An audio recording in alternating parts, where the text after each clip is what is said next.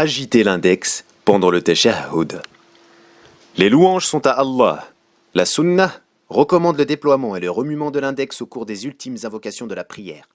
Compte tenu de ce qui était rapporté par l'imam Ahmed dans son Musnad 18890 pour le numéro et par An-Nasa'i d'après Wa'il ibn Hajar qui a dit « Je me suis dit, je vais regarder le messager d'Allah, bénédiction et salut soit sur lui, pour savoir comme il prie.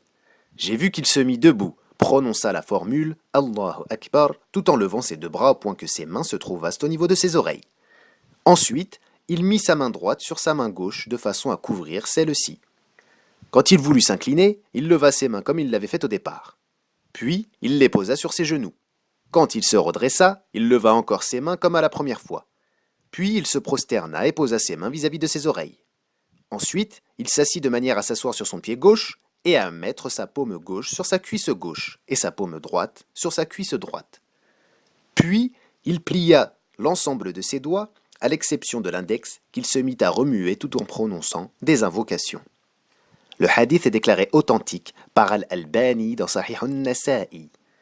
L'imam Muslim, dans son Sahih, au numéro 580, a rapporté que Abdullah ibn Umar dit, radiyallahu anhu, quand le prophète, sallallahu alayhi wa sallam, était en posture assise durant la prière, il mettait sa paume droite sur sa cuisse droite, pliait l'ensemble de ses doigts à l'exception de l'index, et mettait sa paume gauche sur sa cuisse gauche. Selon une autre version d'Ibn Omar, radiyallahu anhu, quand le prophète sallallahu alayhi wa sallam, paix et bénédiction de Dieu soit sur lui, était en posture assise, il mettait ses mains sur ses genoux, élevait son index droit et se mettait à réciter des invocations, alors que sa main gauche était posée sur son genou gauche et sa main droite sur son genou droit.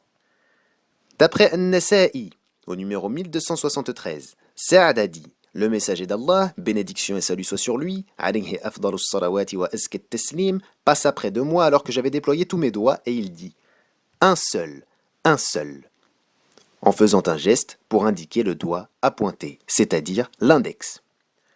L'imam Ahmed, dans son Musnad, au numéro 5964, a rapporté d'après Nafi' que lorsque Abdullah ibn Umar, radiyallahu anhu, qu'Allah l'agrée, se mettait en posture assise pendant la prière, il posait ses mains sur ses genoux, pointait son index en le suivant du regard, puis disait « Le messager d'Allah, bénédiction et salut de Dieu soit sur lui, a dit « Il est plus douloureux pour Satan que le fer. » Il entendait ainsi l'index. Le hadith est déclaré bon, Hassan, par Al-Albani dans sa description de la manière de prier du prophète, Sifatu salatin nabi, alayhi afdalus salawat wa azkat taslim, à la page 159. Ces hadiths indiquent deux choses de manière. Ces hadiths indiquent deux choses. La première est l'usage de l'index pendant tout le tashahhud. La deuxième, ces hadiths indiquent deux choses. Ces hadiths indiquent deux choses. La première est l'usage de l'index pendant l'ensemble du tashahhud. La deuxième, son remuement au cours des ultimes invocations. Cheikh ibn Uthaymin, puisse Allah lui accorder sa miséricorde, rahimahullah, a expliqué les termes des invocations su-mentionnées ainsi. À chaque invocation, remue l'index pour indiquer la transcendance de l'invoqué. Le transcendant est très haut. C'est ainsi que nous disons « Salut à toi, ô prophète » pour indiquer que la phrase est affirmative, mais elle a la valeur de prière. « Salut à nous » s'accompagne d'un geste du doigt. « Seigneur, salut Mohammed » s'accompagne d'un geste du doigt. « Je demande la protection divine contre le châtiment dans la GN » s'accompagne également d'un geste du doigt.